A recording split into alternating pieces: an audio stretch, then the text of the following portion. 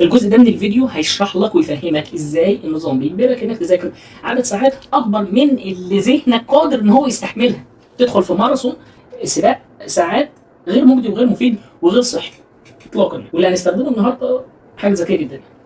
جون ناش واحد من اذكى العقول في القرن العشرين طور نظريه اسمها نظريه الالعاب. ده علم بيدرس ازاي الناس بتاخد قراراتهم بناء على قرارات الاخرين، وبالذات لو كانت قرارات مصيريه، وبيستخدم في الحروب وتحليل استراتيجيات الحرب، وهل الشخص اللي قدامنا ده هيقدر يحارب ولا لا، وايه رده فعله. فانت متخيل ان هو بيستخدم في الحروب، وانا جبته هنا بستخدمه هنا في الثانويه. اشهر نموذج ليه هو نموذج معضله السجين.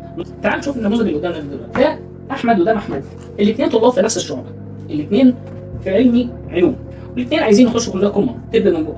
هم عارفين ان التنسيق مثلا السنه دي هيعلى، وعارفين ان الاماكن محدوده، هم عايزينها في مكان معين، سواء كان بقى المنوفيه، قصر العيني، ايا كان. الاثنين نفس المستوى، الاثنين بيذاكروا نفس عدد ساعات وهي 6 ساعات.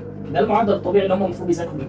فلو الاثنين ذاكروا 6 ساعات، احمد ذاكر 6 ساعات، محمود ذاكر 6 ساعات، هيحصلوا على 50% لان هم تقريبا نفس المستوى. الاثنين هيدخلوا الكليه لان المستوى تقريبا متساوي يعني. الاثنين هيحسوا بالراحه، هيناموا كويس، وعلاقتهم الاجتماعيه مش هتتاثر، وصحتهم النفسيه برضه مش هتتاثر. ولكن ماذا لو محمود غدر؟ يعني ايه بقول؟ يعني محمود قرر ان هو يذاكر 12 ساعه، واحمد قرر ان هو يفضل على مبدأه ويذاكر 6 ساعات. بس الفكره ان محمود مش شايف احمد ولا احمد شايف محمود، وكذلك برضه هنا وهنا وفي كل الاحتمالات.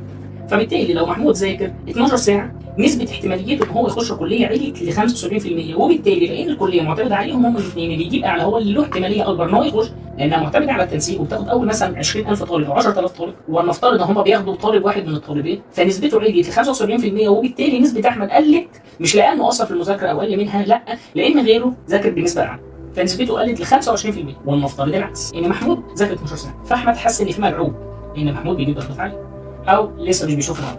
احمد برضه خاف برضه ان هو يتغدر بيه، او قرر ان هو يبدا الغد ويذاكر 12 ساعه. كده الاثنين نسبتهم 50-50، والاثنين برضه دخلوا نفس الكليه، يعني نفس الاحتماليه بتاعت ان الاثنين يذاكروا 12 ساعه 50-50.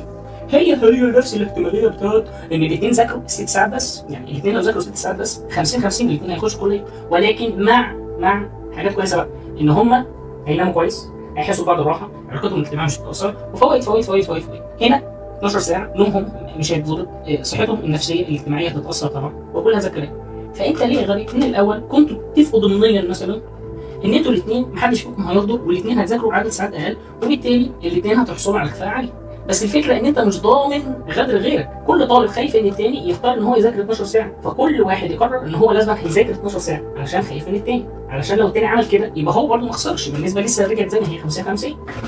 النتيجه النهائيه ان الكل هيذاكر 12 ساعه يوميا، الكل هيتعب ويدمر صحته، وفرصه الدخول لسه متساويه زي ما هي، والوحيد اللي كسب هو النظام. دروس خصوصيه زياده، جامعات خاصه، سوق مليان خارجيين تعبانين وقانونيين، وطبق ده على كل حاجه. مش شرط 12 ساعه مذاكره بس، ده مثال، لكن هم بيطبقوه على فكره ايه؟ نشيل 12 ساعه مذاكره دي و6 ساعات دي بص ونحط ان ده بياخد درس واحد، وده بياخد درسين في الماده، ده بياخد درس واحد، وده بياخد درسين في الماده.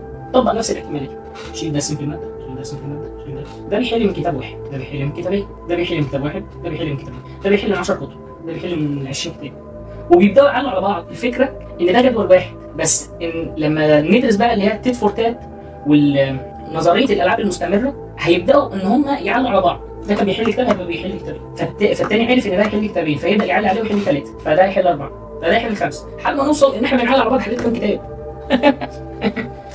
وده اسمه توازن ناش، حاجه بيوصل فيها اللاعبين لما كل واحد يلعب استراتيجيه افضل رد فردي، علشان افضل رد مش ان هو يذاكر 6 عشان ممكن غيره يغدر، ومش ان هو افضل رد ان هو يذاكر 12 علشان لو غيره ذاكر 6 يبقى هو ضمن، لو غيره ذاكر 12 يبقى هو ضمن برضه، يعني معلش. فالاثنين بيلعبوا افضل استراتيجيه، ولكن في الحقيقه انت مش بتتنافس مع زمايلك في ثانويه عامه، انت بتشارك في لعبه صممها النظام بحيث كل واحد يقدر يفوز فرديا، ولكن بيساهم في خساره الجميع. الاستراتيجيه الامثل فرديا هي في الحقيقه اسوأ استراتيجيه جماعيه، افضل رد فردي بيكون سيء للجميع.